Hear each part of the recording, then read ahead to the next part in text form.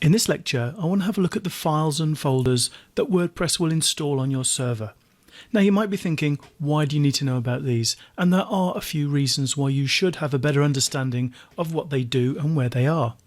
Firstly, you'll get to learn which are the core files and which are user generated. In other words, which ones are installed as part of the WordPress installation and which ones are added as you use WordPress. You'll learn where the media is uploaded. And you'll also learn where themes are saved and plugins are uploaded.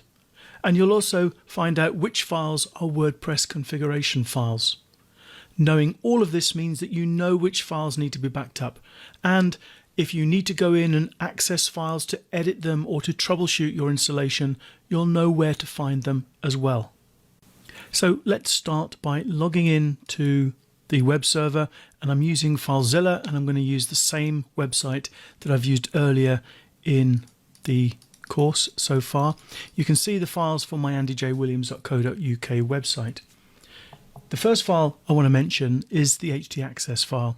The htaccess file, as you know, is often hidden, and if you are using File Manager in cPanel, you need to go in and unhide that. The htaccess file gives commands to the server before your web pages even start to load. I want to show you what the htaccess file looks like. So in FileZilla, you can right click a file and click on View Edit. That will download the file and open it in a text editor on your computer. Now, what you see in your htaccess file will depend on whether you've installed certain plugins. For example, the first bit of code in my htaccess file is basically added by the all-in-one security plugin. Let me scroll down a few lines and show you the code that WordPress will install. When WordPress installs, these lines are added to your htaccess file. They may be the only lines in your htaccess file because you may not have installed any other plugins that manipulate this file. Or your file might look a little bit different depending on whether you've come in and edited it. But essentially, you've got this comment begin WordPress, this comment end WordPress, and everything in between is code that's been added by WordPress. So don't touch that unless you know what you're doing. White space in these files, as long as you're not breaking up things, like if I put a space in there, I'm breaking up a command rewrite rule. But between lines, you can add white space, and that won't affect the htaccess file. If I scroll up slowly, you'll see there is a lot of code above this that WordPress has added. This first line here is a comment, begin all-in-one WP security. And everything between that and the end WP security, here we are, got another comment, end all-in-one WP security. All of this was added by the all-in-one security plugin. When I was configuring the plugin, this is where all the settings were saved. So this htaccess file is being used for that. After that code, we've got begin ls cache, and this is a plugin called Lightspeed Cache that I use on my file, and this cache speeds up my WordPress website.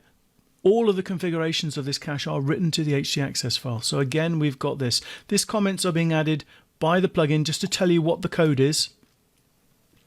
And at the end of the code, we will have something to tell us it's the end of the code. We are Lightspeed Cache plugin. Do not edit all of the content of this block. End, and then we have the Lightspeed Cache code. So again, you may not have that. If you're not using Lightspeed Cache, you won't have anything that looks like that. You'll only have this particular bit of code. So that's the first important configuration file. It's a file that will be looked at before pages even load. And later in this course, when we look at redirects, we will revisit this file because we can add redirects to the htaccess file, which will stop certain web pages loading. Instead of a web page loading, another one will automatically be loaded through a redirect. But we'll look at that in the redirect section of the course. For now, let's have a look at the next type of configuration file. And if we scroll down to the WP config files, you can see there's a file called wp-config sample.php, and in my case, there is wp-config.php. When WordPress installs, it's this file, the wp-config sample.php, that is installed. The idea is that you have to edit that file and then rename it to wp-config.php. The wp-config sample PHP has no purpose in the running of my website. If it's there, if you have it, then delete it. The whole point of this file is to give you a template to fill in as you're installing WordPress. If you use Softaculous or any other one-click installer, then this wp-config sample file would have been filled in automatically for you and then renamed as wp-config. So that is the final file that you end up with, wp-config.php, and that contains information about the database you're using on the server, the username and password, and something called the key salts. Let's have a quick look. I'm going to open up the wp-config sample file so we can have a look and see what is included. At the top, we've got some comments, and you can see here the file contains the following configurations. MySQL settings. MySQL is the database format, so it's the database, the username and password. Secret keys, I call them the key salts. Database table prefix. This is something that's added to the front of your database table names to try to stop hackers having easy access to them. And something called the ABS path, which we're not really going to look at. If we scroll down the MySQL settings, we've got the database name. So if you're installing manually, or the Softaculous script, if you're using that, will put the database name in here. It'll put the database user here, and it'll put the database user's password in here. Keep on scrolling down to see if there's anything else that we would change. Here we have the keys and salts. It's called here, unique keys and salts. And these are for increased security. You will have keys added into each of these sections. If you want to see what they look like, go and copy this URL into a web browser, and you'll see that you'll get a list of all of these security keys and their values, which you can then paste in here. If you've used Softaculous again, you don't need to do it. It's done automatically for you. Then we've got the table prefix. The default for WordPress is WP. That's not very secure. So when you're using Softaculous, that is automatically randomized, so you don't have to worry about it. We keep scrolling down. We have a few other bits of information down here. That's the wp-config sample.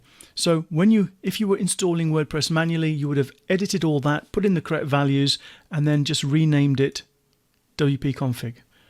In my case, because it's there and it shouldn't be, I'm going to just delete it. And we're left with wp-config, which has all of the correct data so that the server knows where my database is, knows where the username is, knows the password, knows how to access my MySQL database and everything else. The next file I want to mention is the index.php file. Now, if you've ever developed websites using HTML, you'll know that you would have had an index.html or index.html or home.html file, and that is the home page of the site. All sites need to have this index page. This WordPress site is no different. It needs an index file. Now, this file doesn't really do an awful lot. If we have a look at it, it tells you at the top here, front to the WordPress application. This file doesn't do anything but loads a WP blog header, which does tell WordPress to load the theme. However, this is a vital file, and if it's not there, you're going to get a 403 error. If I just copy that across to my hard drive to save it, let me just bring in my website here, and I'm going to refresh so you can see that it's loading fine. And then let's go back, and we're going to delete the index.php file so that it no longer exists. If I go back to my site now and click on refresh, 403 forbidden. That index.php file is the thing that is missing, and it is vital. If you don't have it, then your site isn't going to work. You don't have to normally worry about that, but if you are having a 403 error like the one you've just seen, then do make sure that you have the index.php file. I've copied it back. If I refresh now, you can see my website springs back into action. Another file you may hear a lot about and you may have in your root folder is this one, the robots.txt file. If you don't have it, don't worry. The idea behind the robots.txt file is to communicate with web crawlers, whether it's a web crawler, a spider from Google, or whether it's some bot trying to get access to pages on your website. This file communicates with them and says, Yes, you can, or no, you can't. If you look online for advice about what you should include in your robots.txt file for WordPress sites, you might get a whole stack of different answers. The truth is, with WordPress sites, you don't really need to have a robots.txt file.